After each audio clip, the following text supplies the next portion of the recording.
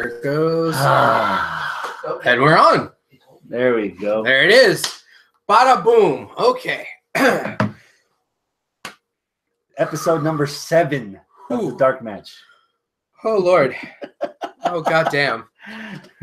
All right. This is going to be fun. Between going to Toyota Center instead of NRG's for Monster Jam last night. I just read your Facebook post like 5 minutes ago about whatever the fuck you went through. Yeah. You end up going to where you went. And then Game 7 for the Astros on the drive home. Clink. World Series, bitches. World Series. Astros are going to the World Series. That's awesome.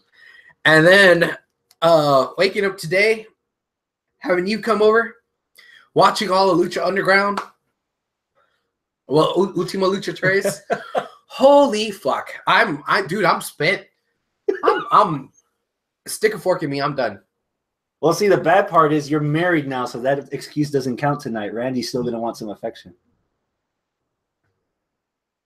She nodded in agreement. Figure it out, Sparky. I know. We'll figure it out. But, yeah, dude, we are live from Studio 511. It's the 7th edition of HWR's Dark Match. I am Abel. I'm drinking water. Chris. I'm Chris. Is that your Native American name? Drinking water? Yeah, drinking water. Yeah. That's Chris. We just finished watching Ultima Lucha Tres. All of it. Four whole fucking episodes. And we're going to go ahead and go through all of them. If you happen to be watching us live, thank you so much. I know this is kind of off time here, but that's awesome if you're watching us live. You can interact with us, ask us questions, call us out on our bullshit, fact check us, whatever. This is all about Ultima Lucha. So I know TOC is later tonight. Hopefully we'll be done before TOC, so you can do, your pre-show, whatever you want to do, go watch TOC. But right now we're talking all about Ultima Lucha. If you're not watching us live, that's okay. You can still interact with us on Facebook, facebook.com/Houston Wrestling Radio, or on Twitter @HWrestling Radio, or just drop a comment right here on the old YouTube channel. Don't forget to subscribe as well. We'd very much appreciate more subscribers. Is that what that is? Subscribers. Con huevos, güey. So how do you want to play this? Do you want me to go from the bottom up, or do you want to just start picking? We need to go from the bottom up. And okay. I'll tell you why once we get to it. Okay. All right. So from bottom up. So we had 4 episodes. This is episode 1. Tejano against Famous B and Dr. Wagner. That started off the night on a very positive note, unexpectedly, because I haven't given a single fuck about Tejano ever since he was been in Lucha Underground. I've never liked the guy. This stuff with Famous B, I've liked Famous B, but I was like, I don't care. They're really trying to shine a turd here. Famous B's got all the charisma in the world. Tejano ain't got none. And I didn't care. But what I really, really liked about this match, beautiful Brenda, man. Beautiful Brenda. All this shit she was saying after she kissed Tejano, I was like, oh, it tastes like barbecue sauce. Like, Ay, papa. Ay, papa. Man. It's funny because the build was funny. Like, Dario made the match Tejano versus Famous B, and Famous B was like, dude, I got a broken arm. I was like, well, I guess it's really a handicap match, huh? Yeah. So I was like, okay, this is going to take all of 5 seconds. Yeah. Yeah, exactly. So when they changed it up to having it to be a competent wrestling match, I was pleasantly surprised. I like the outcome. Like I wanted it. Like Tejan, like we've the same complaint as you. He's decent in the ring. You know, he's got heritage, he's got clout, but he doesn't really have much of a personality that you can't find in like half of the other wrestlers in the indie scene. Yeah, you know. So for him to be with Famous B, I want to see it. So I'm glad it came out that way because that's the outcome that I was hoping for. Yeah, and I think that was the best that could have happened with that match. It was a nice little opener. The comedy of Brenda did it for me. That got me pumped. That got me going. That got me back into the lucha flow of things. So yeah, I gave it a solid thumbs up. I don't know. Do we want to do 1 out of 10 stuff for this or just go? Nah. All right, let's just go. So that was that. It was good enough for me to start it off. It was a good appetizer. Yes. Because the main course, man, you had to like your meat raw. Ooh. HWR. Explain to the humanoids HWR. All right. Well, basically it's Hell in a Cell. It's 2 out of 3 falls, or not Hell in a Cell. What would they call it? 3 stages of hell. Yeah. 2 out of 3 falls. Each fall is a different match type. All right. The first one was what did they say? Primera sangre. Primera sangre. First blood match. All right. First blood. Second fall would be just straight up no DQ. And then the third fall is that it wasn't an ambulance. What did they call it? Medical evac. Medical evac. All right. So ambulance match. Come on. There's an ambulance match. But I appreciate Lucha Underground putting their own spin and their own name on things and like changing stuff up. It wasn't just a fucking ambulance. You know, it was like, oh, well, these are the military guys, and it's the Hell of War match, and you know the soldiers came out there, showed up with the gurney and stuff, and like saluted and everything. Okay, I get it. I get that they follow along the theme, so I like that. But yeah, that's basically the 2 out of 3 falls, and that's what the match was supposed to be. So I've liked the feud. Mm-hmm. All right. The was it Ultimate Warfare match? What was it? Or what did they call it? Modern Warfare. Modern Warfare match. Yeah. You know, that was really good. I've thoroughly enjoyed this feud, and I knew I was going to enjoy this match, and especially since you know this was 4 weeks ago that it aired, and I had already heard from you from Facebook people saying, "Holy shit, that match!" You know, and I coming out of it, I'm like, holy shit, that match. Because you know what happens between us. Somebody overhypes it. You're over here looking like, man, you're scrutinizing that shit. So I don't want to say that that's what's happened to me here, that I'm like, oh my God, I'm scrutinizing the shit out of it or whatever. Because I know you were talking match of the year, and there was other people who were saying, oh man, that match was better than anything else I've seen all year or whatever, and all this and that. Mm-hmm. So expectations were high going into it. But I have a lot of mixed feelings about this match. Go. Well, there's 2 big flaws I see in the match, and one's not quite as big as the other, but it's still pretty big. Me, you, and Porsche were all sitting on the couch watching, and Porsche was the first one to pick it up, but I started picking it up even more. And usually, I'm the guy that's like, hey, just give me a brief explanation to make it make sense. And what I'm referring to here is the refs helping out with setting up the spots, pushing the gurney, putting the glass on the chair, this and that. The ref helped fucking everything there. And at the very, very beginning, it was like, was it Fox? Was it Dante Fox that said, hey, help me or else I'll punch you in the face?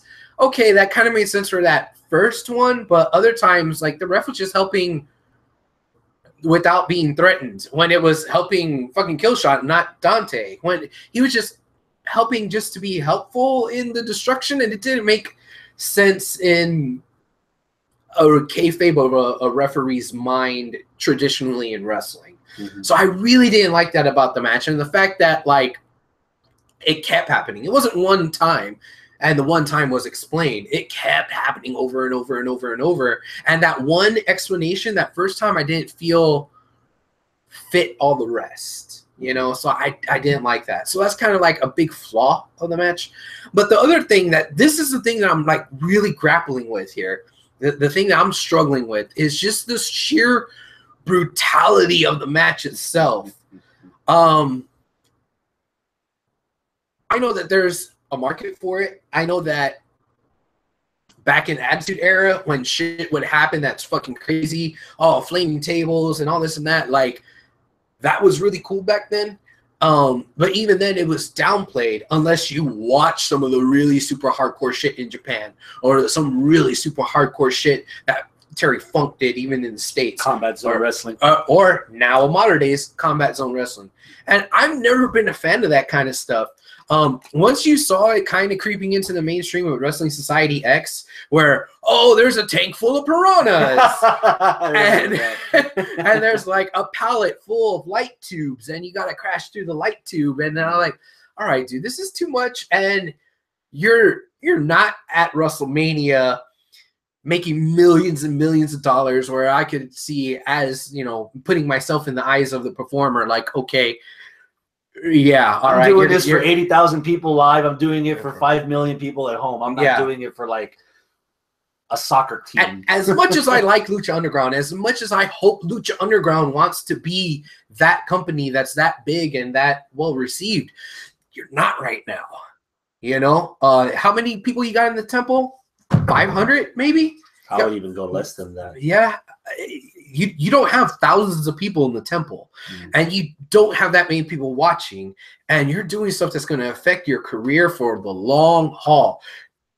Dante Fox and hell, even Killshot, they both could be later on signed to WWE and be pretty boys. But that motherfucker ain't going to be no pretty boy now with all the scars he's going to have all up and down his back. Dude, that's ruining a aspect of his fucking career.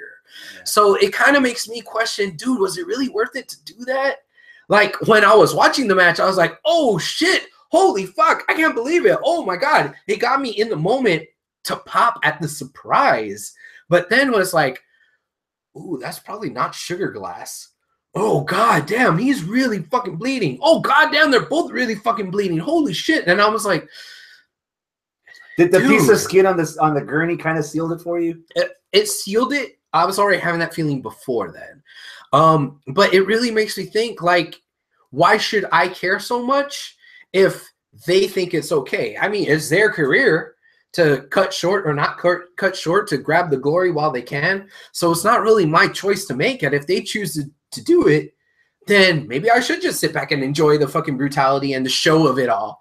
So I don't know. That's where I'm caught between the rock and a hard place, because I absolutely fucking love Edge versus Foley, WrestleMania, 22. Flaming tables, barbed wire baseball bat, Foley with the barbed wire around his belly when Edge did the spear. Like, oh man, that shit was hardcore, and I fucking love that match. When we did our brackets to determine the best WrestleMania match of all time, I remember I kept voting for that match to go through further and further in the rounds, and I think it made it to at least the quarterfinals. And that match, fuck yeah, I loved it.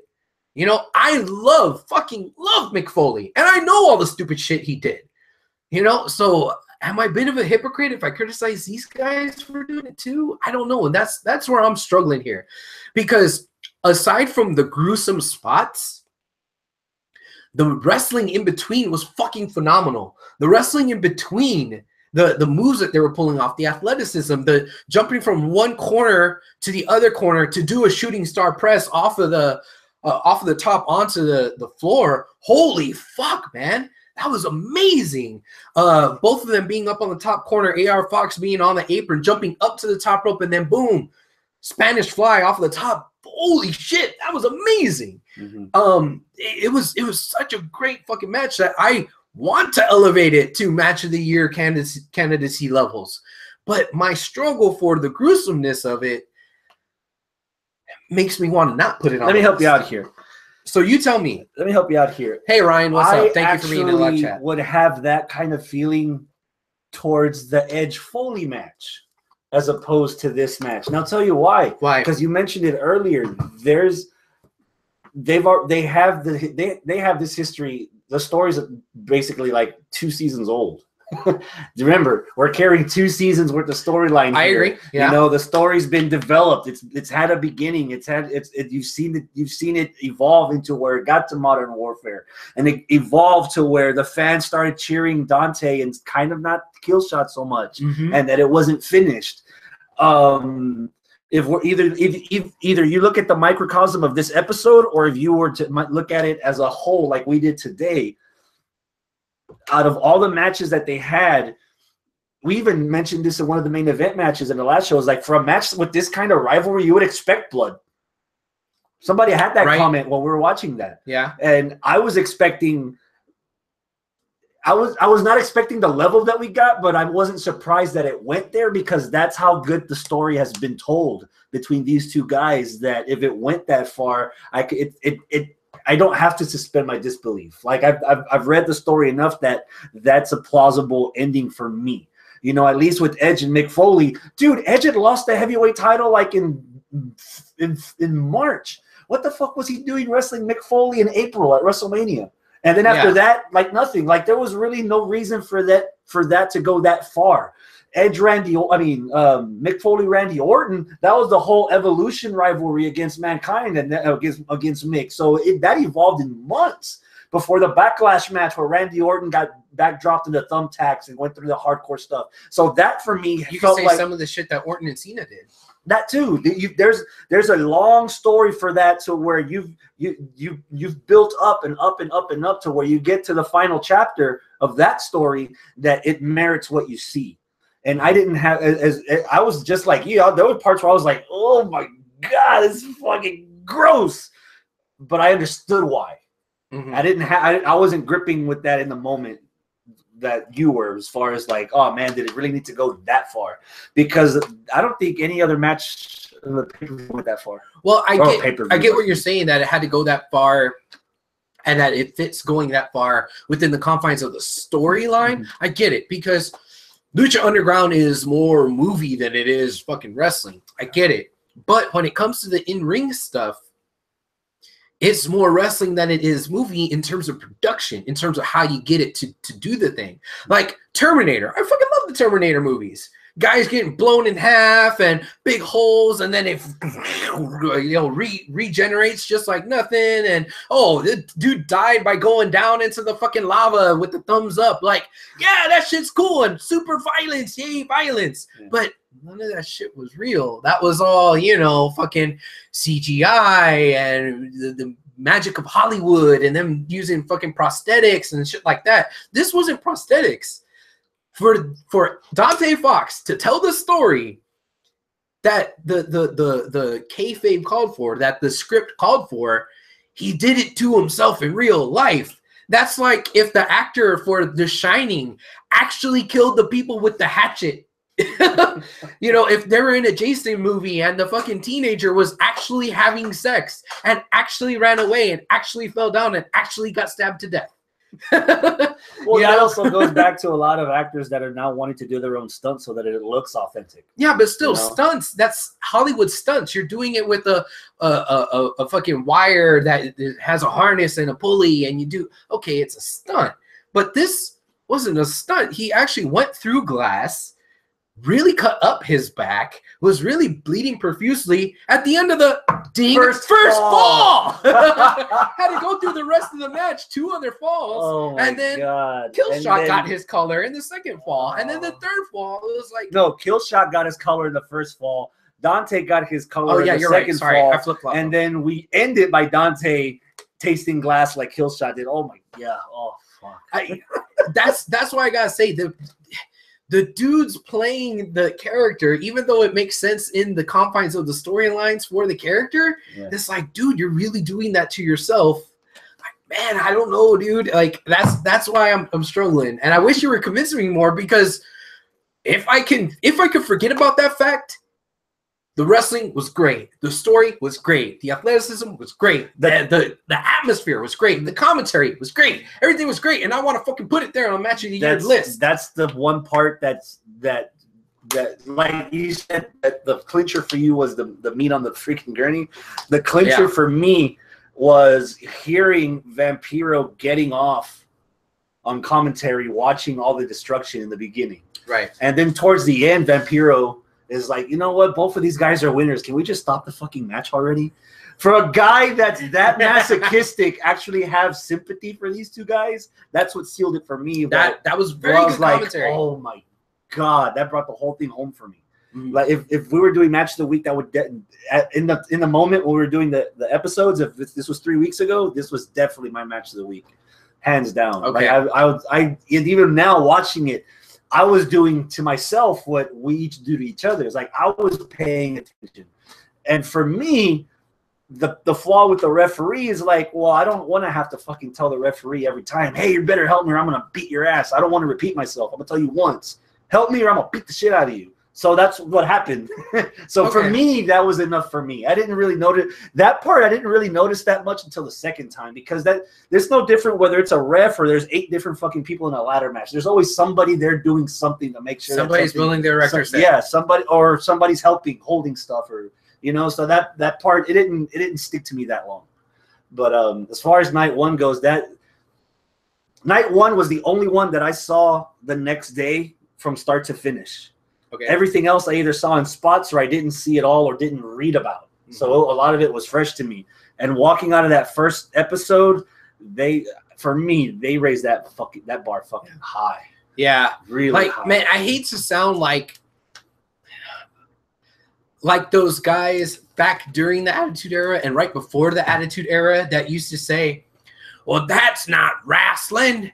And then, 20 years later, I'm the guy saying, dude, you shouldn't be doing that in wrestling. Yeah. That's not wrestling. Because then I feel hypocritical, because hey, wrestling evolves. It evolves and evolves. But man, I kind of want to say it. Like CZW, like the stupid shit that you see from them where they're they have their mouth open, they put a fucking metal skewer through their teeth. Staple dollar bills to their boobs. Dude, that's not wrestling, man. The stuff from the 6 minutes of the movie The Wrestler that has Mickey Rourke against Necro Butcher.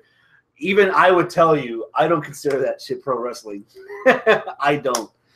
But going through a plate of glass and then getting slammed on glass and all the other crazy shit that happened in the match. Where is that line drawn? And I'm not sure with this match. I'm not sure where that line. I feel like I need help. I don't want to be a hypocrite either, but I think it's about damn, what's the word I'm looking for? It's about knowing the story, I guess. If we already have not just preconceived notions. I've seen a lot of Necro Butcher stuff. I've seen a lot of CZW stuff. All that's the same shit. Yeah. The light tubes and the staples and the freaking the drill bits and all this weird and it's getting tasered and all that crazy shit. That's their style of wrestling.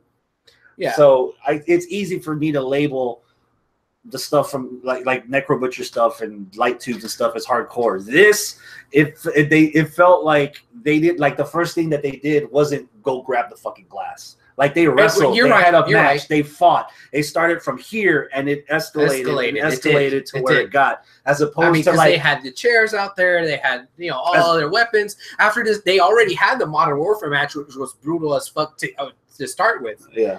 So yeah, again, I agree with you that it makes sense within the story, and the story is context great. Is what I was looking in the context. For. In the context of the story, it's great. So I would give it all 10s across the board for all that. Except the humanity. The humanity of it.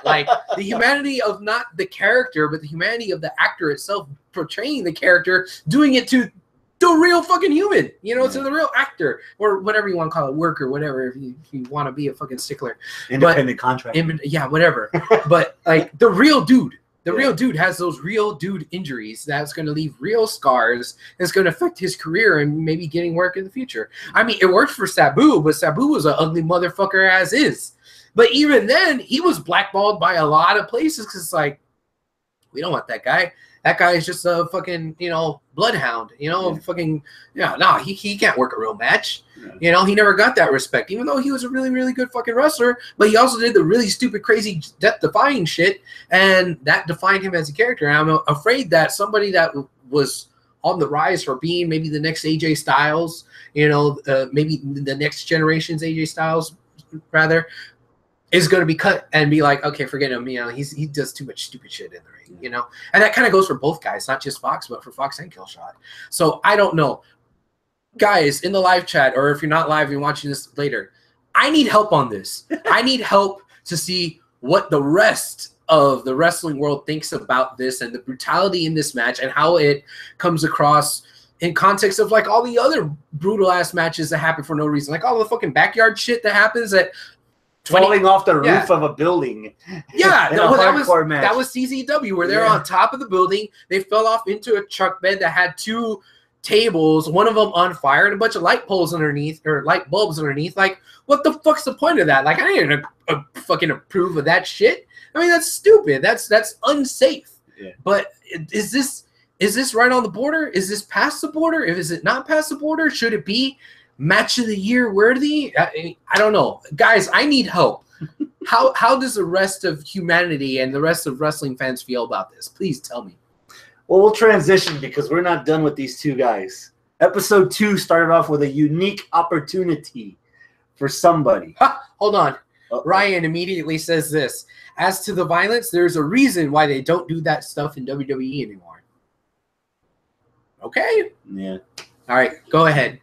So, a unique opportunity. In the Battle Royal. Battle Royal. The Mac wins it. Dario's like, guess what? I'm going to give you a trios title match. Yeah. But he saw him by himself. He's like, you going to find 2 guys? Nah, Dario's going to pick them.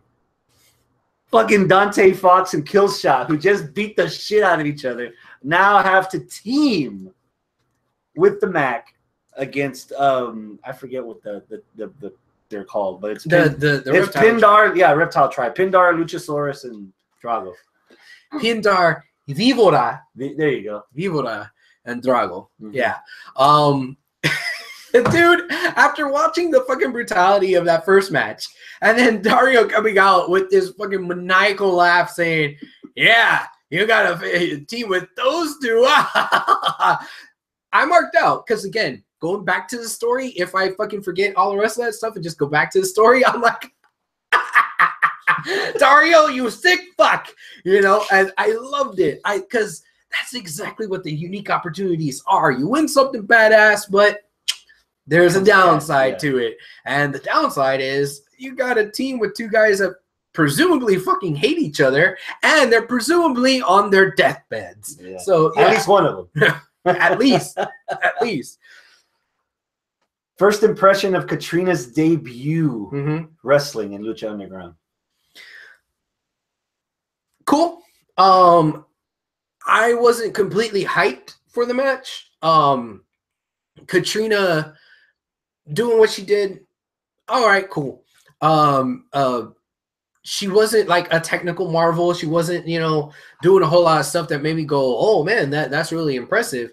But it was still brutal, and it still had that oh shit, this is Lucha Underground factor, because they did what Lucha Underground does really well, which is downplay the negatives, accentuate the positives. They took the blood feud between Katrina and Ivelisse, which we had forgotten about because Ivelisse hasn't been around. Because apparently that match was made in the 1st or 2nd episode of the 3rd season of this season. So it was made early. It was made very early because and then we didn't even see them for the entirety of season 3 almost. Because Ivelisse had injured her ankle again, and Katrina's still busy because she has like 8 significant others out there. Yeah. And But Lucha Underground did a very good job of putting those video packages together to where it reminded us, and it go, oh, wow, oh, yeah, okay, this is why they hate each other. Oh, all right. And then she went out there, Katrina went out there, grabbed a microphone, called her a bitch, and then, boom, Ivelisse goes running out there and starts waylaying on her. Oh, I fucking loved it. It was great. So, I mean, yeah, there wasn't a whole lot of technical stuff. And I know Ivelisse can be a really good technical wrestler, but that's not what this match was about. It was about, again, much like in the war match, it was about the brutality. And it was more along the lines of what brutality matches are that I would, as far as I think it would normally go. She was using the beer bottles over Ivelisse's head. I think it was 3 beer bottles. I would think that, and I would like to believe, so I'm going to believe that they were, gimmicked beer bottles, and that the color that Ivelisse got was, regular like blade job or something like that, safe color that she got. So I'm not like, oh my God, no, fucking violence. The humanity. I'm not like that with this. Someone please think of the children. Yeah, this is something that we've seen that we know wrestlers can pull off. So I'm like, oh, okay, I'm cool with this.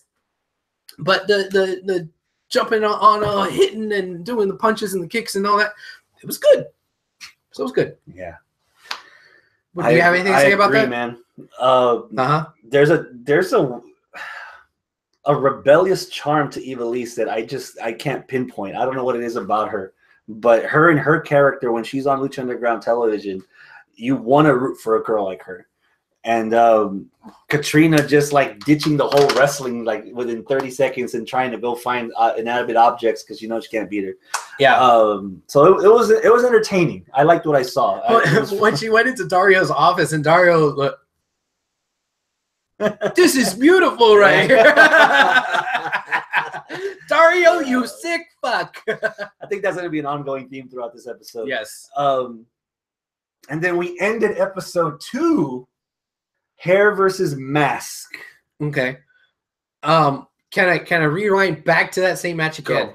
Porsche says this sitting on the couch when in the live chat. For Lucha Underground story with Killshot versus Fox, if it was like Left 4 Dead in enemy territory, if I was Left 4 Dead in enemy territory, I'd be pissed off enough to go through all that hardcore shit like that. Mm-hmm. So she kind of agrees with you that the story called for it. And I'm not saying that the story doesn't call for it.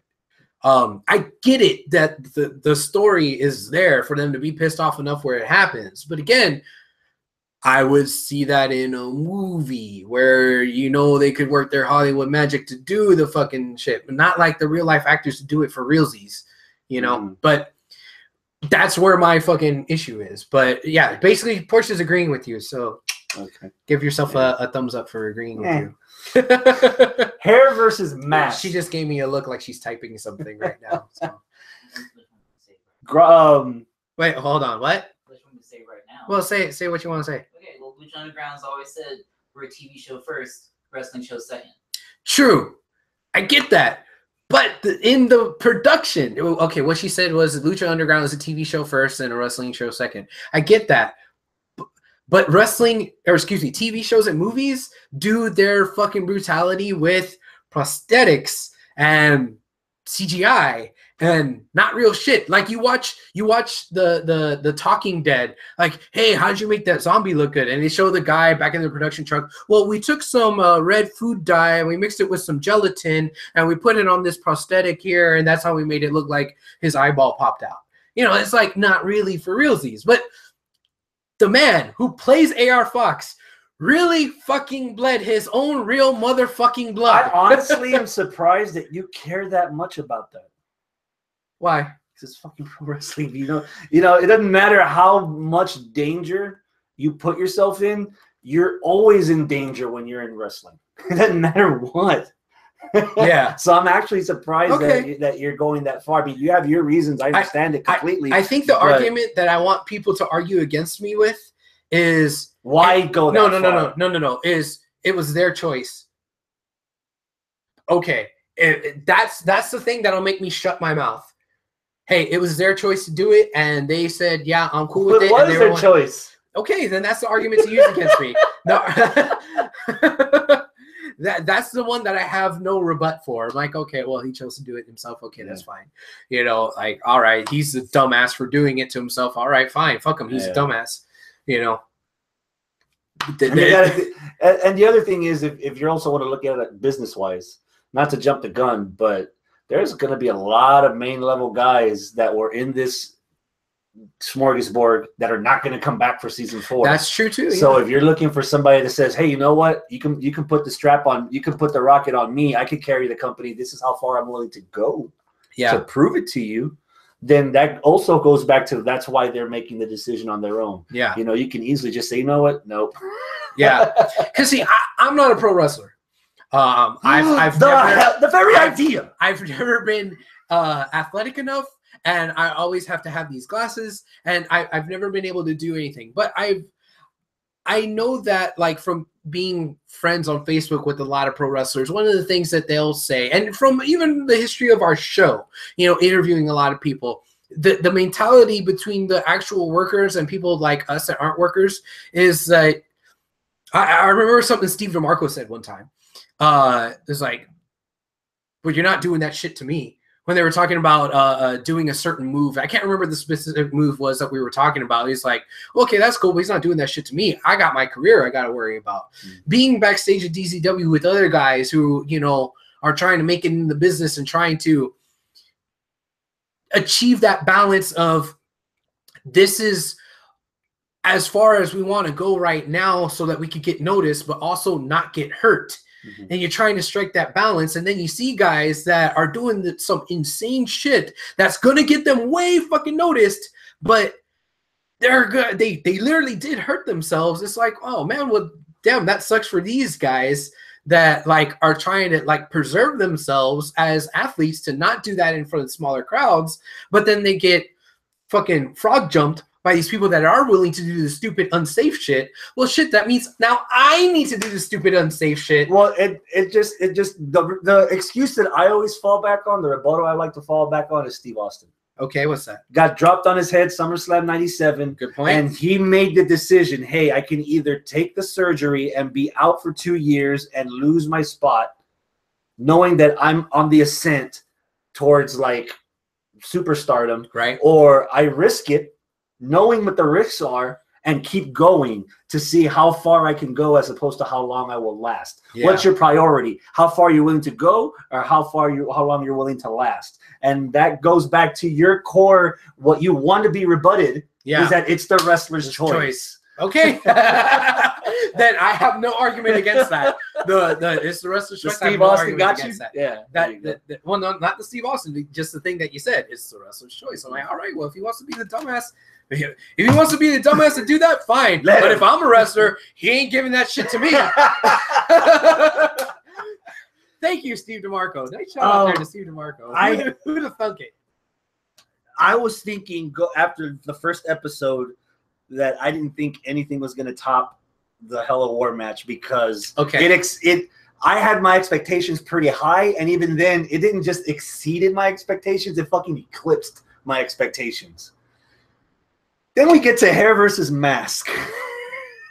You want to talk, and that goes back to what a lot of the criteria when we think about match of the weeks or match of the years, where all the planets align, the divergence, and everything clicks. Crowd, commentary, the workers, the story, the secondary characters, which was in Melissa Santos and Mariposa. Yes. Good fucking Lord. This was such a fun match. Yes, it still had a little color, but it wasn't to the point where you want to throw up last night's dinner. Yes, you know, and it still told a really good story. Good Lord, it was fucking awesome, dude. I fucking loved it. Mm-hmm. The second night finished just as high for me as the first night. If we're ranking them episode by episode. Yeah, episode 1's right here. Episode 2 is like right there. Oh yeah. I absolutely fucking love the job that Marty is doing being the Moth. He is so good at playing this role. He is so good at being the fucking creeper to the point where when he was in distress, when he was hooked up, handcuffed to the rails, he was still saying stupid shit to Melissa. Still trying to bite her as she tried to walk past him. Still trying to like, I'm gonna kill you, and just be fucking deranged. Yeah. And had his hair shaved off and all that, and it was beautiful. The story of Mariposa basically turning on the Moth, I think that's interesting, and that could lead itself to more stuff coming to season 4, because throughout all of the story of Marty the Moth being fucking insane, Mariposa has been right there behind him, almost in support of his insanity, if not, adjacent to his insanity. And her like having that moment of clarity where he moves her in the way to take the flip by Phoenix, to get in harm's way, and then her storming off and then showing back up at the end of the match, thinking that she's there to comfort her brother, and it's like, no, brother, you're gonna take your medicine. I dug it, man. I dug the story, dude. And man, that's the thing, dude. Like, story is so important in Lucha Underground, and that story, it felt like it was all wrapped up and done. But I also could see how coming out of it, you have new story that you could talk about later. Besides, this is Lucha Underground, where all sexes are created equal. So if I get to see a match between Mariposa and her brother, Marty the Moth, that's going to be fucking lit. Ding! Holy shit. That's going to be fucking awesome, dude. And again, you gushed over the secondary role of Mariposa. I'm going to take a moment to gush over the secondary role of Melissa Santos. Yes. You called it when she announced that match with her booty shorts. You knew she was going to be up to something. Yeah. And she like played into Marty the Mott's brain. She's like, drop the scissors. Let's go. Let's just leave him. We'll run away. We'll take off right now. We'll go make babies. And as soon as he fell for it, man, it was over with. She like slapped him across the face. Slapped him a like, couple of times, and then she actually like hit him below the nether regions. Yeah. And she jumped on Phoenix to like make sure that Marty wouldn't kick out. When he was doing the pinfall. Oh, yeah. Man. Beautiful. Dude, Melissa. Beautiful. Yeah. Dude, yeah. I don't know what else to say of that match. It's fucking awesome. It's awesome, dude. Yeah. I don't know if I would say that was my see. I want to say that the Fox match is definitely match of Ultima Lucha so far with an asterisk. So if we're gonna put that in a different category for right now, I'd want to say that this match with Mariposa, with the Moth, might be second or third runner-up for the best match of the whole goddamn thing. Okay, maybe. Okay, I'm not sure. We got yet. Some more. We got some more. We got some more. We're bleeding into night 3. Last luchadora standing, Taya against Sexy Star. You know what I say about last man, last woman, last luchador standing matches? No, sir, I don't like it. No, sir, I don't like them. Because to get a near fall, you have to count to 7 or 8. And like, holy shit, come on. Okay, yeah, we get it. They're not going to stay down. Let's move on. I hate last person standing matches. I hate them. But the few times that I have liked them, it's maybe been 1 or 2 for WWE, and like a few times Lucha Underground's pulled it off. In this particular match, I lost the concept that it was last man standing. I forgot that it was, or last luchador standing. I fucking forgot it was last luchador standing until at the very end, after all the fucking craziness happened, and it's like 9, 10.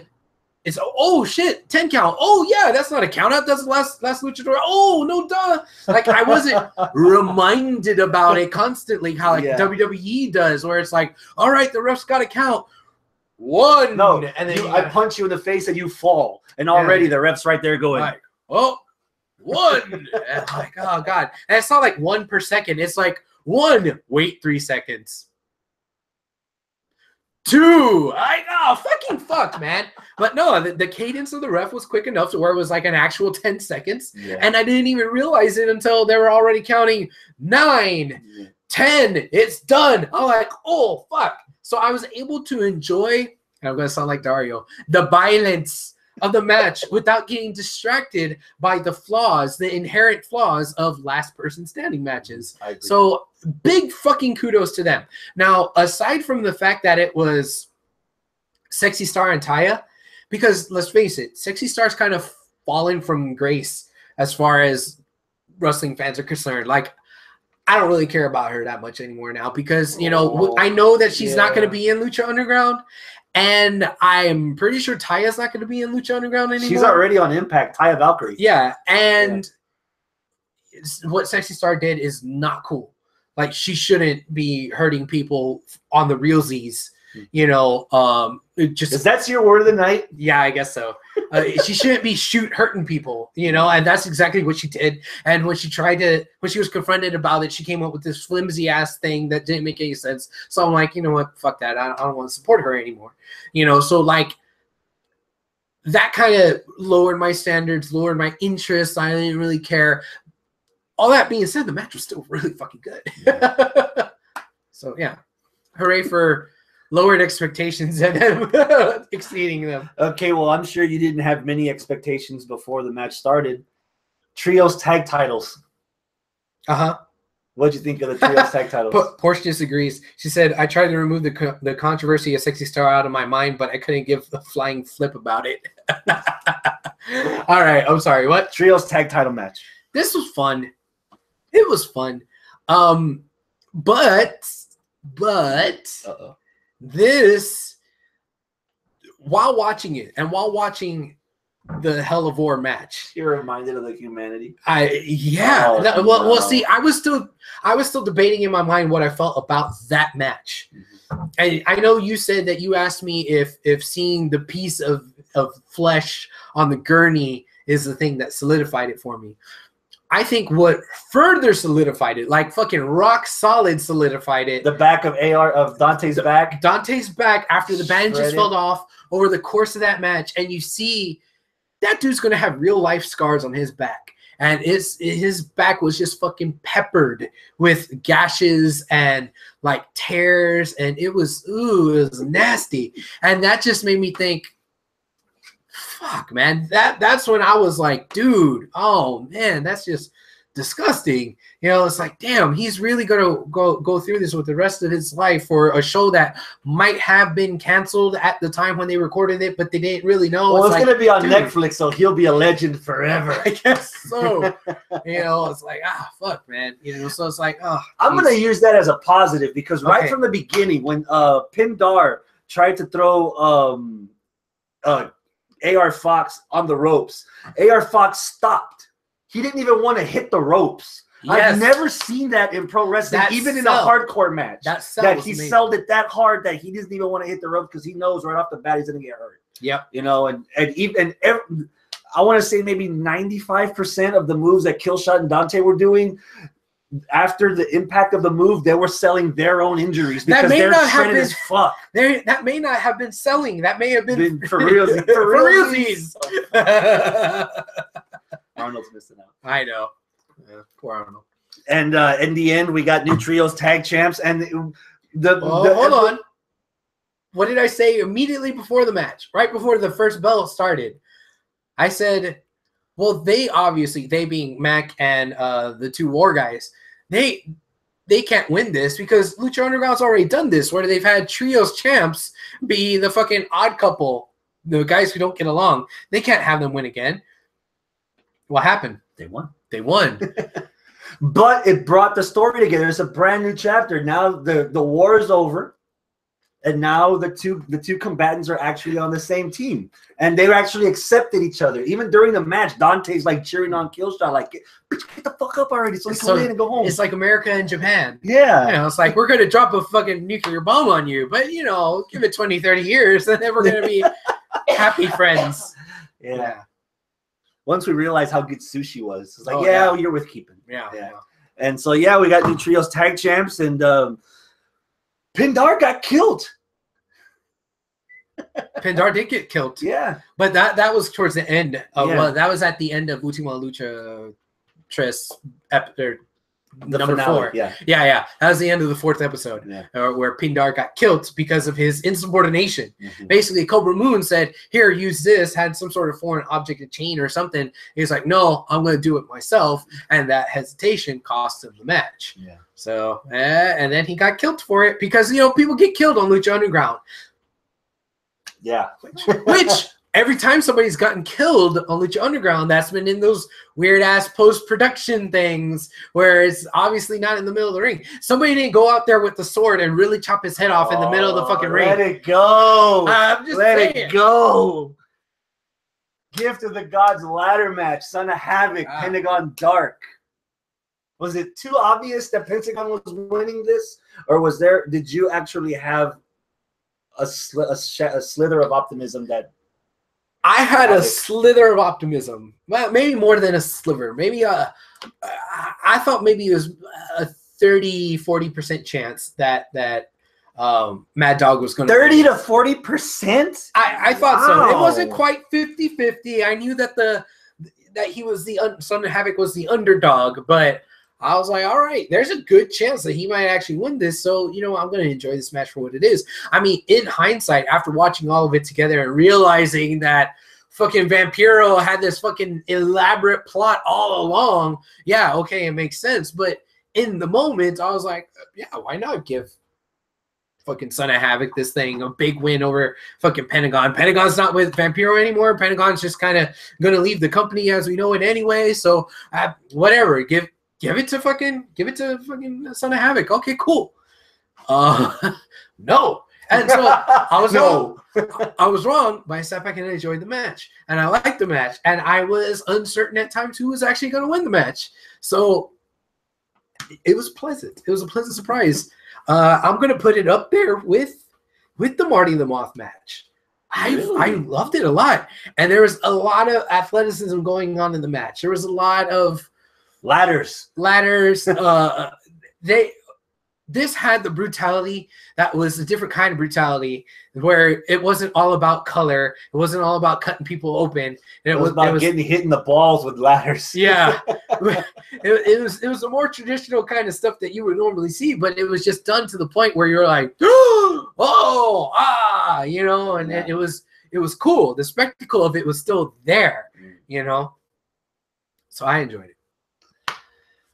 Do you have anything else to say about that match? Because I feel like I'm selling it short for as much as I like. Oh, no. 3 for 3 for me, man.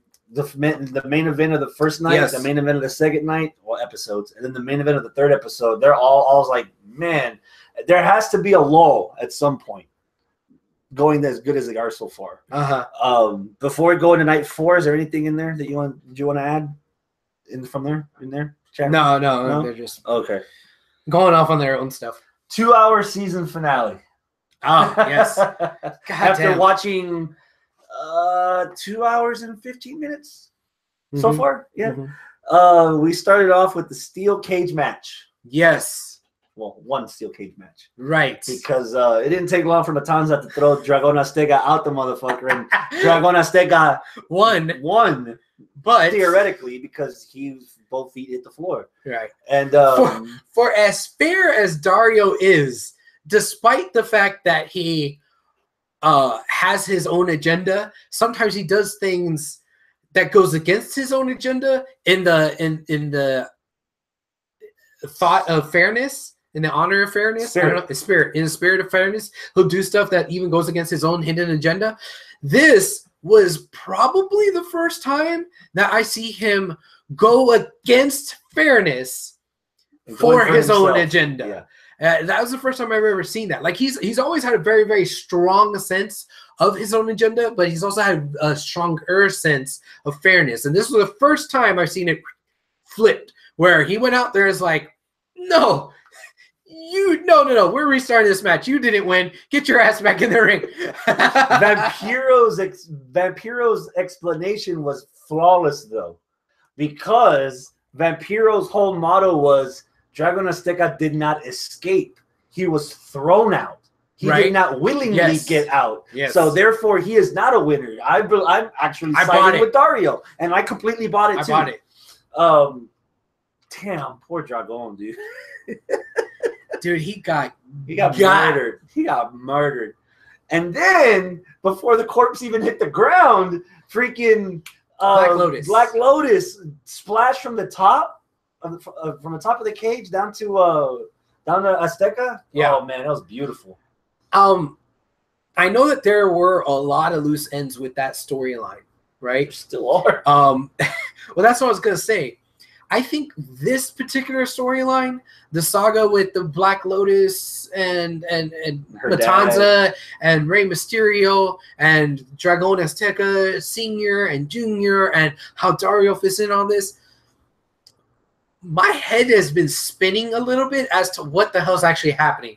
I think this is the most messy storyline Lucha Underground has, and I think that they tried to tie up a lot of stuff with this storyline in this match, and I hope that they did, because I was even confused with what the hell was happening at the end of the match there.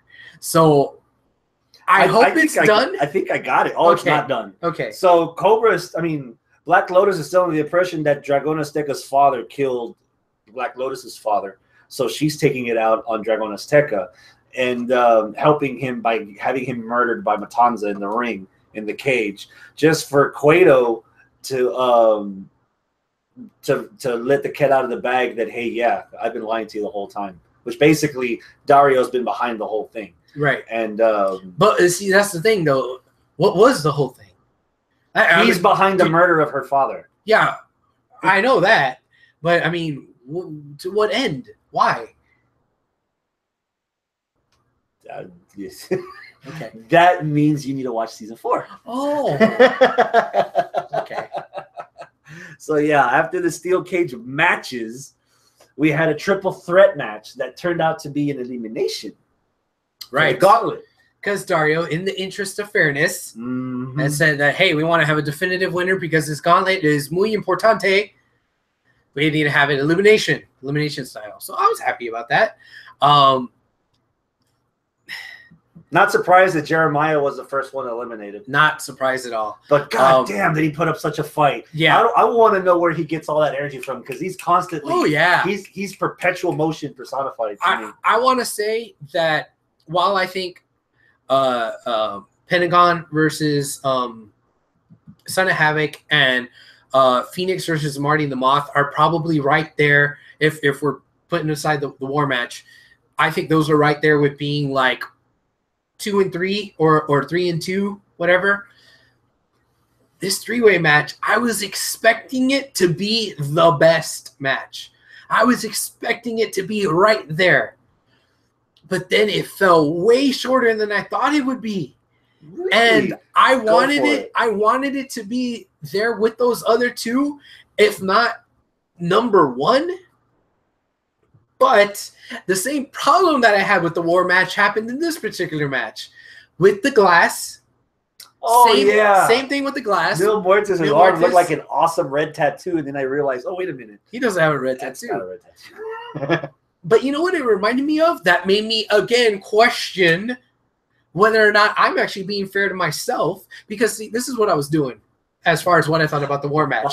This made me question it because the way Matanza looked on his arm reminded me. You mean Muertes? Yeah. On Muertes' arm reminded me of Abyss. Mm-hmm. I fucking loved Abyss, and I love Monster Ball matches and the fucking crazy ass shit that he did back when TNA was like really good, like 2004, 5, 6, 7, 8. Like, and when Abyss was like a big part of the fucking company. Now everybody talks about Rude and Styles and fucking Eric Young. Everybody's fucking forgot about Abyss. Abyss was like the big fucking thing. And I was like, damn, am I a hypocrite for thinking the way that I think about the war match, watching it here in this match and thinking, wow, he looks just like Abyss. That was cool. Because Abyss would get all remember Abyss had like this tribal tattoo and then it wanted to get it scarred in half because, you know, like, oh man, but like, oh shit. Maybe you've grown up as a man. Maybe, I don't know, but I don't know, man. And just thinking that, oh, okay, that's cool. But then it gave me that mixed feeling again.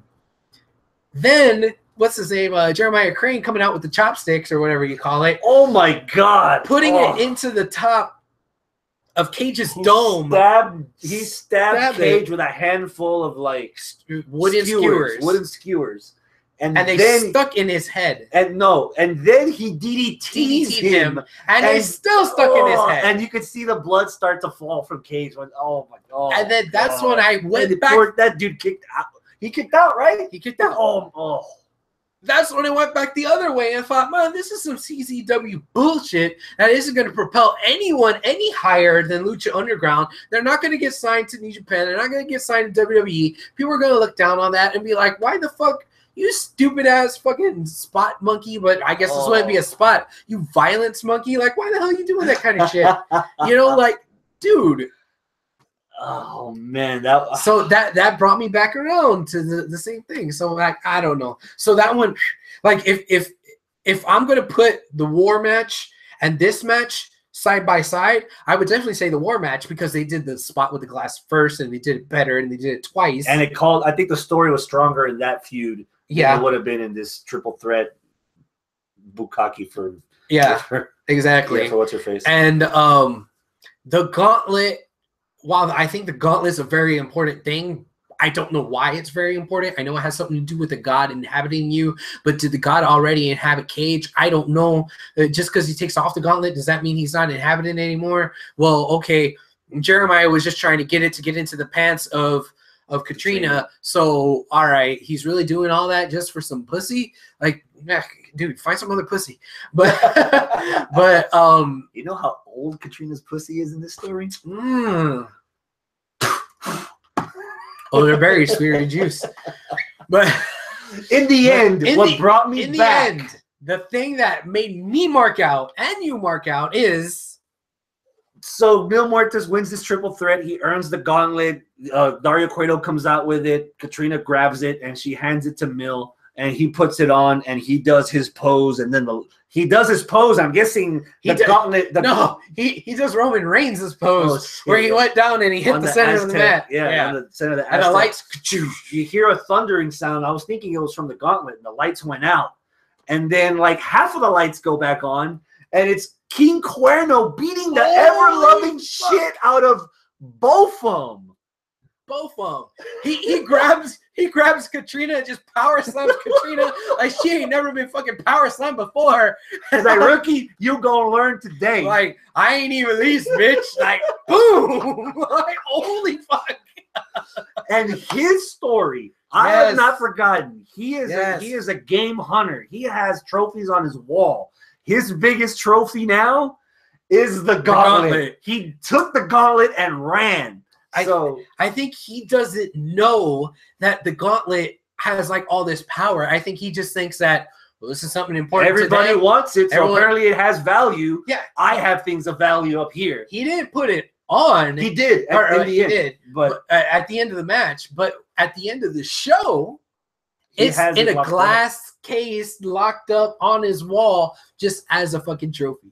I don't think he knows, because when Cage first put it on, there was a little bit of electric stuff. He was like, all right, whatever. You know, he didn't really realize its full power. He didn't ever realize its full power, but he started realizing it had some power after a while. Cage. So now I'm sure Cuerno has no fucking idea. So he's gonna just let it sit there in accrue interest. Yeah. It's like, you know, your mom has a bunch of shit out in the shed, and she doesn't know that like one of those things is a precious antique that's worth like $5 million. Until she goes on to Antiques Roadshow. Oh yeah, this is a coin. It's just worth like 2 cents. This is worth like a dollar. Why'd you even bring me this? Throw this in the trash. Ooh. Oh my. You see, in the late 1400s. I'll give you $25 for this right now. Why? Like, that's what's going on here. Yeah. Like, I think he's trying to rip me off with the $25, Mijo. What do you think? Like, don't sell it. And then we get to the main event. Yes, the main event. Tell me about Taya's movie skills. Oh wow, I didn't mean for that to sound so loud. Oops. God damn it. That was adorable. Adorable is the word you would use. I don't know if yeah, I think that's the word I'm going with. It was fucking adorable. It was supposed to be campy. It was supposed to fit Johnny Mundo, and we've seen a lot of these spots of Johnny Mundo training and saying stupid shit like, I don't have time for pants, and like all that kind of dumbass shit. But it's all been shot from the perspective of us just seeing what happens backstage, because we're privy to what happens backstage. This particular video was shot through the eyes of Taya, because we've always seen Taya running around with the fucking cam all season long. This was the culmination of it, and it was just fucking adorable, man. The fucking cheesy swipes, the star swipes, the fucking Johnny Mundo being Johnny athletic. Mundo. He has history. He has titles, and he's dead sexy. He's fucking hot. Yeah, fucking hot. Oh god, like you can see the bias, but the bias is just fucking adorable, and it made sense. It made sense. Oh man. It raised my anticipation level for this, because it brought a sense of humor that I wasn't expecting. Yeah. Especially later on in the match, where everybody else in the Worldwide Underground comes in and starts wrecking shit, and Prince Puma, and then Angelico shows up and beats the fuck out of everybody, and then Jack Evans is like, ah! He can speak now. Yeah. Oh, dude, that freaking match though. All right. Go. I know it's like you have 8 different opinions of that match, but you're trying to pick which one you want to say. Just go. I kind of want to lump, because Puma did 3 matches there. Yes, 3. I'm counting that right. He did 3 matches there. The first match with Mundo, and then the Worldwide Underground coming out.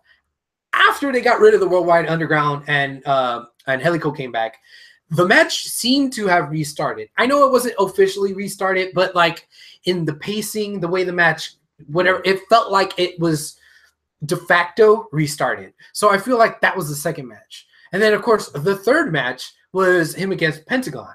So why was it him against Pentagon? Number one, Puma defeated Johnny Mundo. Yes, Puma defeated Johnny Mundo, won the title, new Lucha Underground, saved his career. Right. He's good. He's there. But Johnny Mundo runs away to lick his wounds. Then Dario Cueto's infamous catchphrase, hold on, hold on, hold on. We're not done yet. Yeah. And what happened? He did the thing that, like, I kind of put two and two together before he actually said it. So I was like, oh shit, Pentagon's gonna cash in his gift to the gods. You just wanted it to be made sense. I know. I said, oh, this is gonna be fucking stupid though, because his rule is that give him at least a week to promote it, you know, that way, because it's still a business. I'm like, oh, goddamn. But the first thing out of Dario's mouth was, well, I know it's my rule, but rules are meant to be broken like bones. Yeah. I'm like, okay, cool. That was the explanation I needed. Thank you so much. Let's move on, sir. Yes, give me the match now. Yes, please, please, please. So yeah, the match is happening. Puma, a wounded Puma, versus Pentagon Dark for the for the championship. Now, the reason why I got thrown for a loop when Puma won is that, oh shit, I thought Puma was leaving. But, oh, yeah, that's right. Mundo's left already. Oh, shit. Well, then, okay. Well, I guess they're just going to have it on Puma, and I don't know. Oh, Pentagon. Oh, shit. Oh, that makes sense.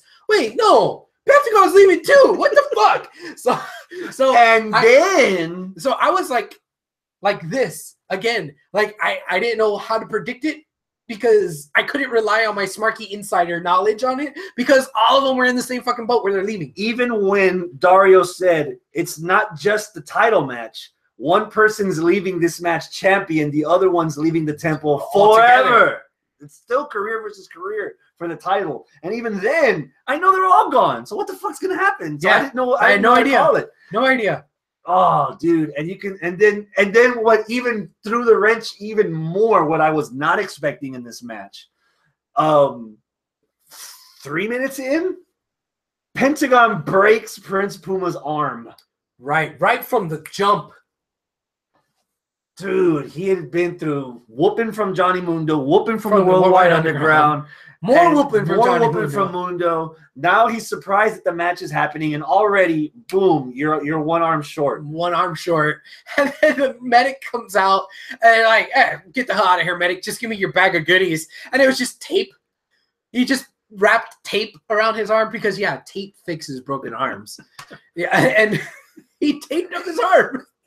If anything, they should have used that crazy son of a bitch. He should have used some of that spray the soccer players use, where you just go and then they walk around like nothing. Yeah. Rub some dirt in it, put some tussin on it.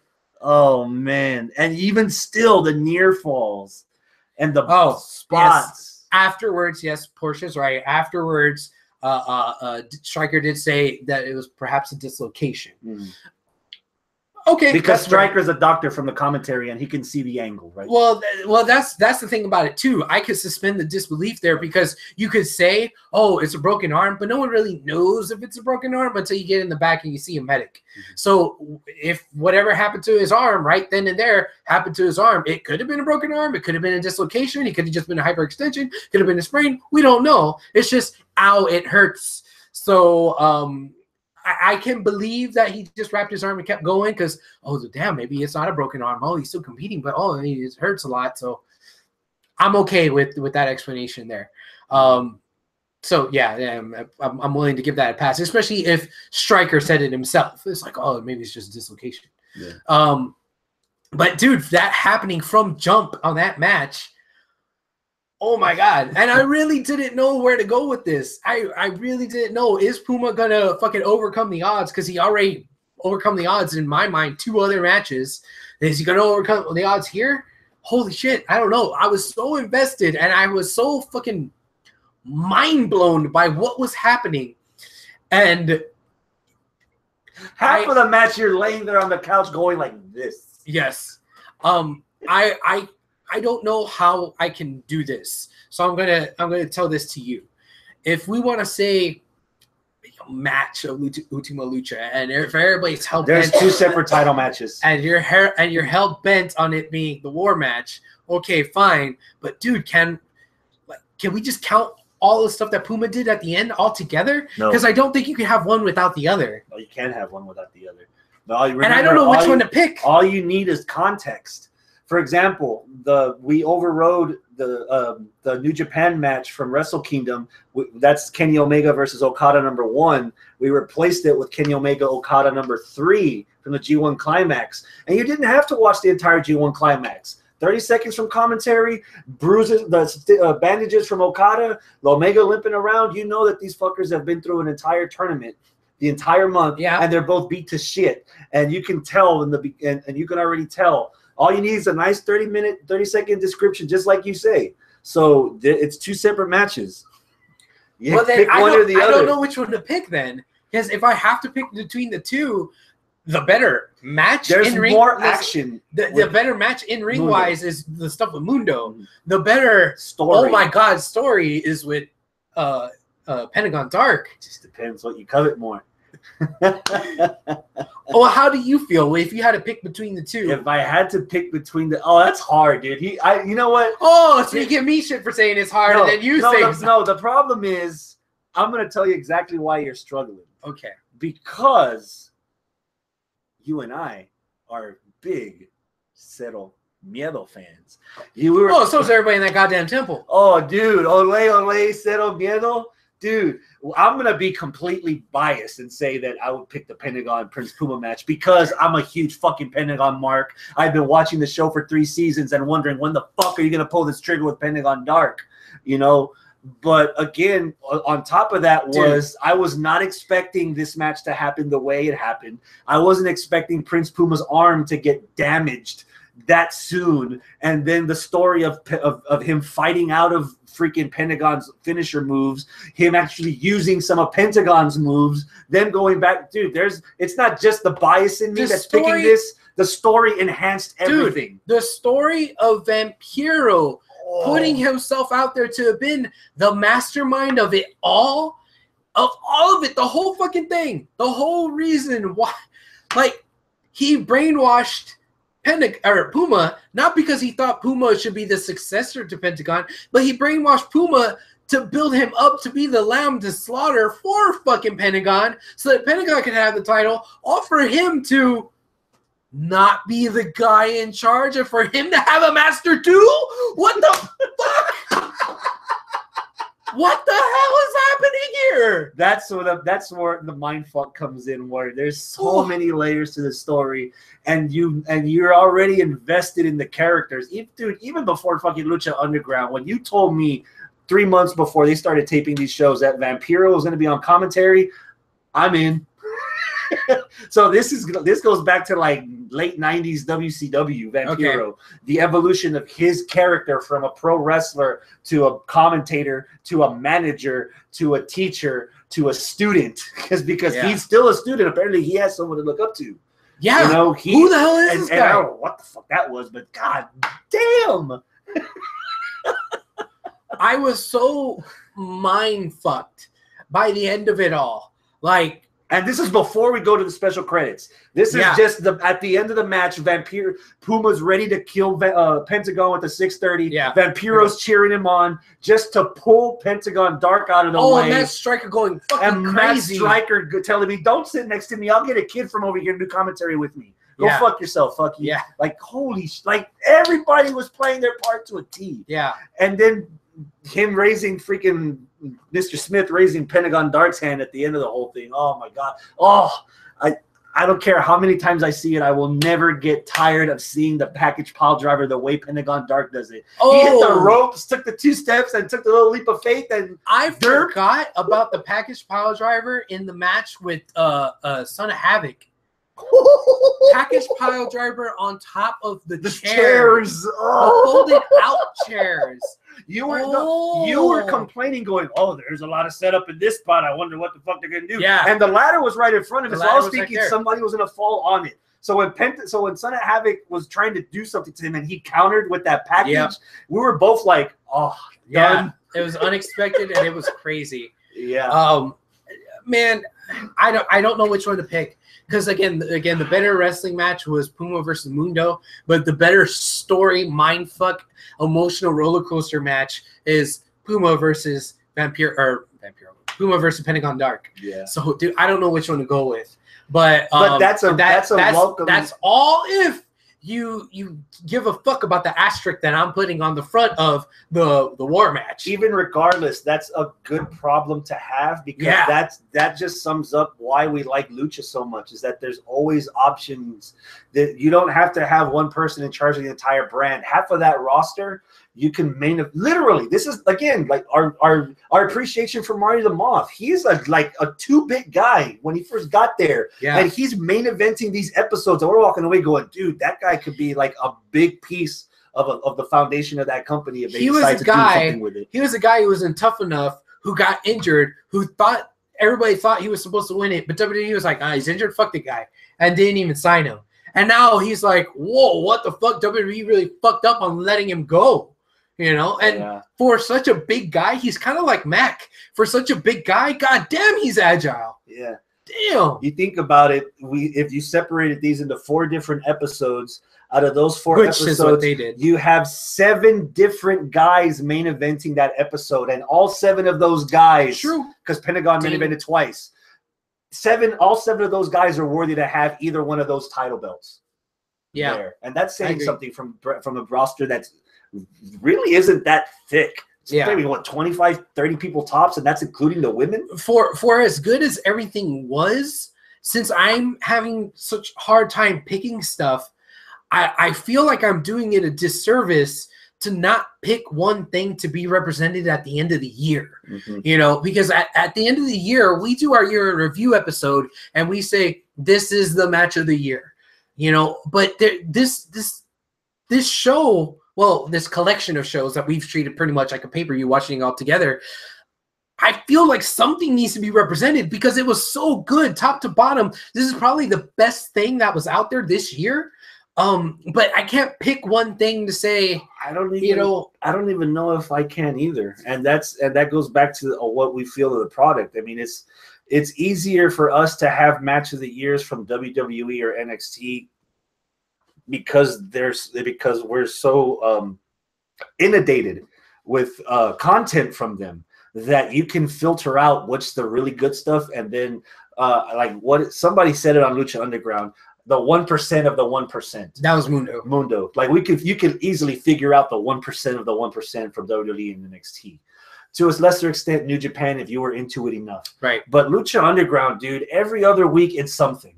Every other week, it's someone that you're not really looking at. Like, you would not have thought the Mac was as cool as he was now 2 seasons ago. You would have never thought the Mac is somebody else WWE just passed on. Yeah. They thought, it's some fat guy. You know, how bad do I want to see Angelico versus Johnny Mundo? So bad. You know, Angelico coming out and thwarting the Worldwide Underground. Being the only help that Puma got. Oh, dude, that was cool. Unexpected help because Puma's already had friends. He's had 4-man tag matches against the Worldwide Underground. So there's people that could go to his aid. So to have Angelico come out of nowhere, dude, there's so many people on that roster. There's so many matches on there. We don't need to have Lucha Underground represented with a match in our match of the year listings. I have no problem gushing in the first 45 minutes of our year in review episode, just mouthing off every single fucking match Lucha Underground has had that we've had as our match of the week because they're that consistent. It's that entertaining. And I have, even now, dude, 3 seasons in, I have not seen a dip. Well, I was just about to say this. Somewhere halfway through this particular season, my interest was starting to wane just a little bit. Was it during the halfway point where we had that big break where this kind of felt like season 4 instead of season 3? Yeah, and kind of like when they were like doing some of the Cueto Cup, and it was some of the earlier rounds where it's like the entire episode is just one fucking round of the Cueto Cup. It's like, okay. And you can see them building little things here and there, planting a few seeds, and it was like, yeah, all right, cool. You know, what else is going on that week, you know? I think the angle of their lows wasn't as sharp as the angle of their highs. I would put it that way. Okay, yes. And that's my biggest fear because so many things have happened with the whole show. Even in the third season was up in the air for so long that talents, like you said, because of the humanity of it all, talents need to worry about their own best interest. Right. So you're seeing Johnny Mundo, Drago, Taya, Tejano in Impact, and you're seeing Pentagon and Phoenix and Wrestle Circus and at PWG, and you're seeing all these other talents spread out everywhere else.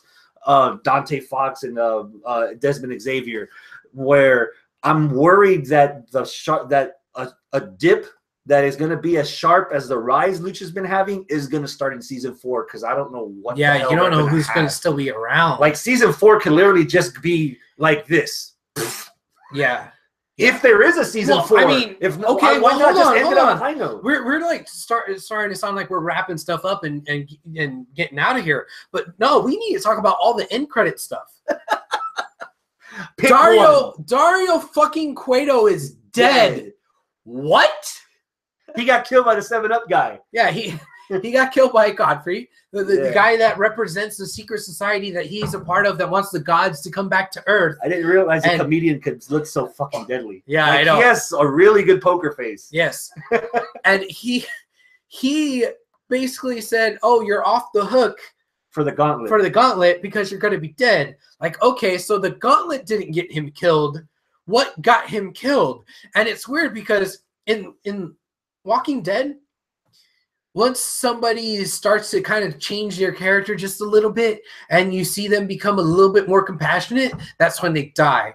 But with Dario, it was kind of weird. Even though Dario has always been the most fucked up motherfucker, it seemed in this particular set of episodes during Ultima Lucha, he started to unravel a little bit and become even more fucked it up in there. You know? I wonder if that's a word. Oh, we'll put it in the HWR dictionary. Fucked it up in her. Fucked it up in her.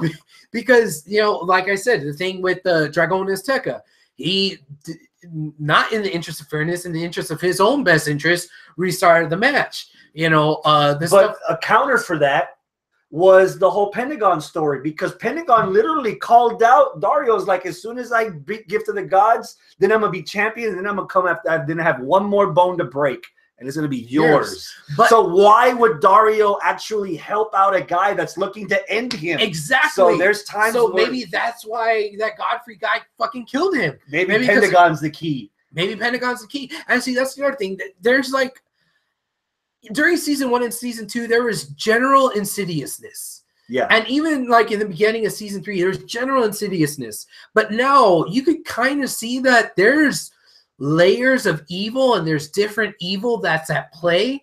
And some of the evil is getting away of the other evil. Like this secret society that Dario is a part of seem to have maybe gotten in the way of whatever it is Katrina's trying to do.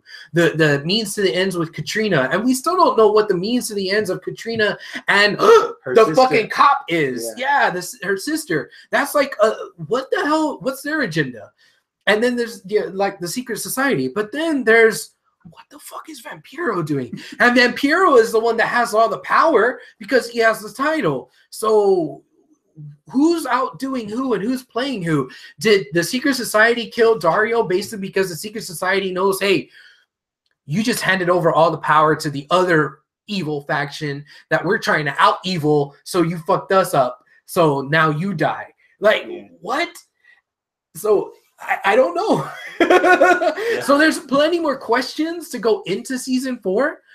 So if we see a completely new cast of characters, I would probably be okay with it if everything else is the same. If production and writing and all that, if they're like, hey, we lost this as a character, okay, fine, we gotta bring in a new character. I mean, oh, we lost Mil Muertes, fuck it, we'll sign Abyss. Oh yeah. Oh, we lost Matanza. We'll replace him with Abyss. Yeah, or you know what? Hey, King Cuerno is back. Let's do something big and fucking crazy with King Cuerno. Mm-hmm. You know, the Master and the Secret Society feels like they're intertwined. That's what Portia's saying on the couch. Is it? It could be. Could it be? What if they are intertwined and they were all playing Dario? Well, but to what end? Why would they play Dario? And so they're in cahoots with Vampiro? What? Why? Oh man, I don't know. I don't know. And what secret alliance is deadlier? Vampiro in charge or Mil Muertes and Katrina? Or is Katrina really a hero in disguise, just using Mil Muertes to benefit her so that she could? Because Katrina and her sister. Her whole idea is Katrina is immortal and she wants to die. Yeah. So she's trying to do all of this just so she can actually have some humanity, so that she can finally die. So she's but why keep fucking Mil Muertes alive? That's season 4, everybody. Somehow, maybe they're looking for more sponsors because the primary founder or the primary backer isn't going to be is out or something, and the offers that they're getting, the money's not as high to continue on the same value as what they would have if they would have had the amount of money from the primary investor or something like that. And that's just on the production side. We just mouthed off a lot of talents that are doing a lot of other things right now, and I'm freaking King Ricochet is out there like talking so much smack, and especially now that this last episode's over, just wait till the shoot DVDs and the shoot interviews and everybody talking all kinds of steaming shit about that. Oh my god, yeah.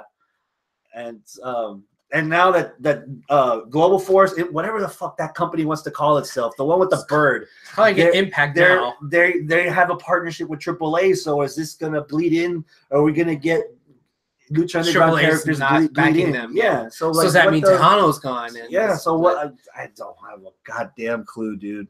Yeah, I don't know. None. I have Especially from the beginning, from last year. Hold on.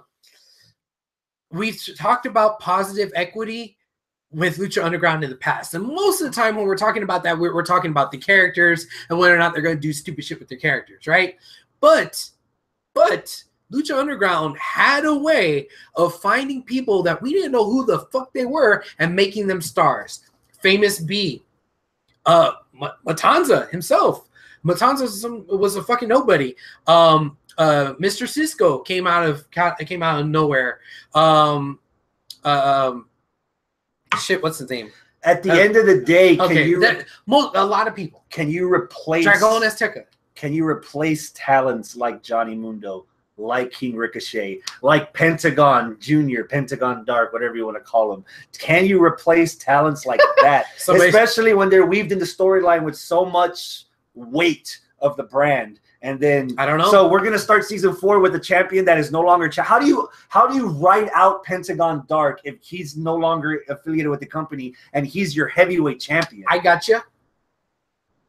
It was all a dream. No, you just killed Dario, and the dude with the gun said, "New management will clean up all your mess." Oh, there you New management could go in there and say, "Hey, we're starting over. We don't recognize that stupid Aztec belt.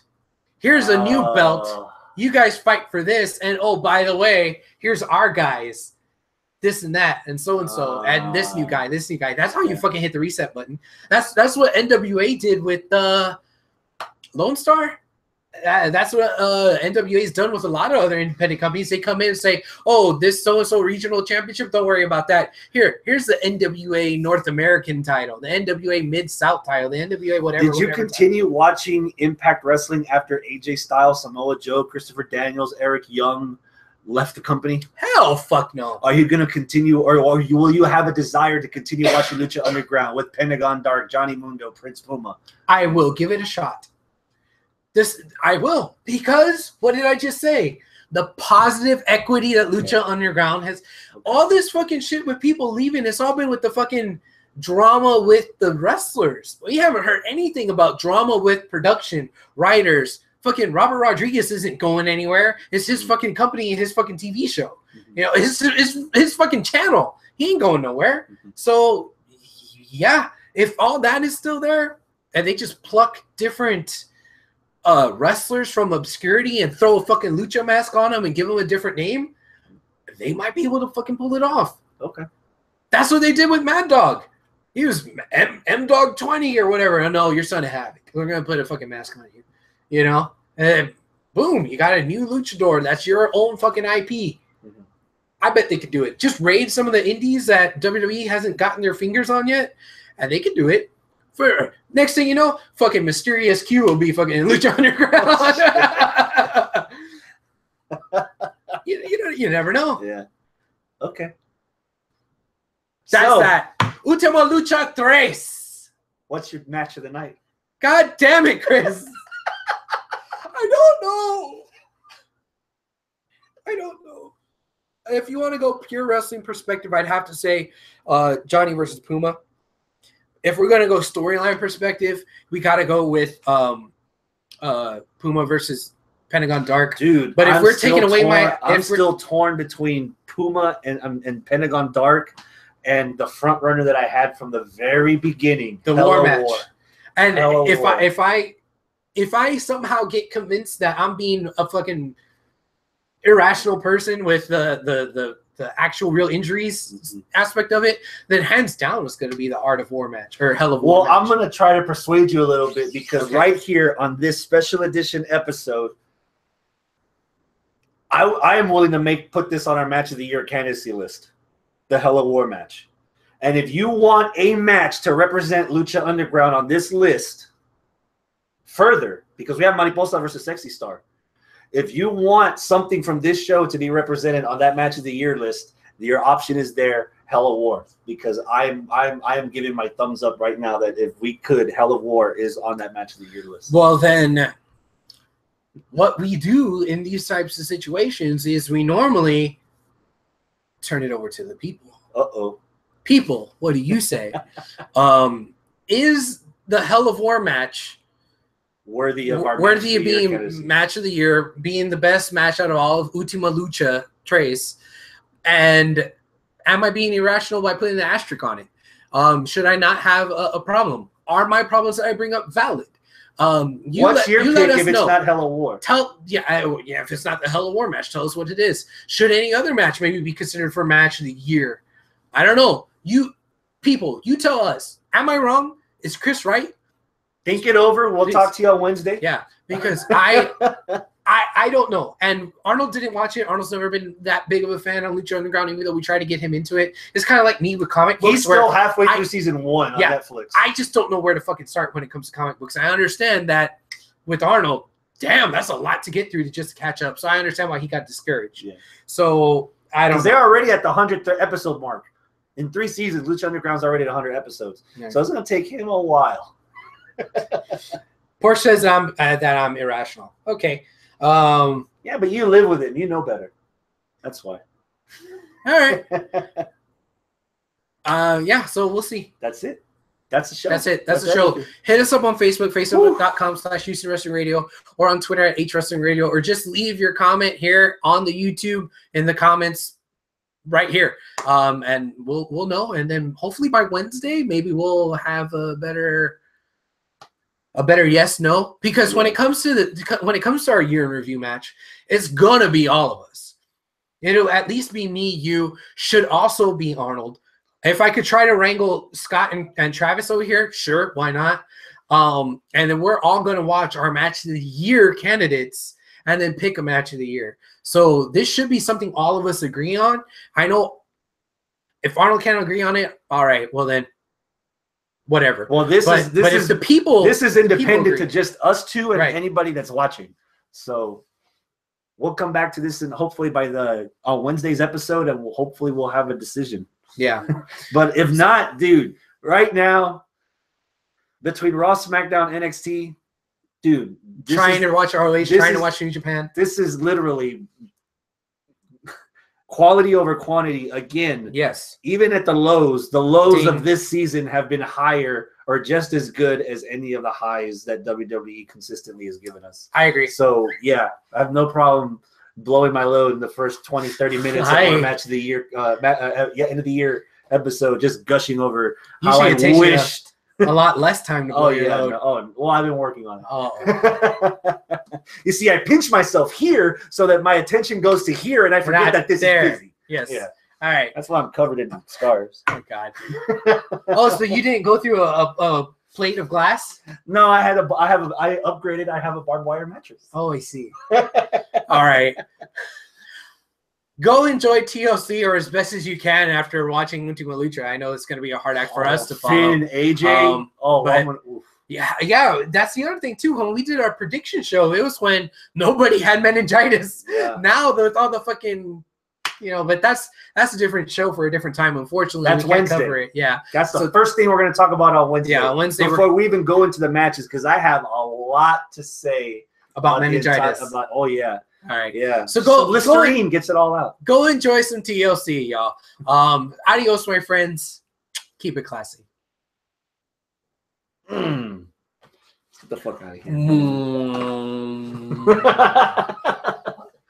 He did the sound effect. The Lucha Underground sound effect. Yeah. I'll give him an A for effort.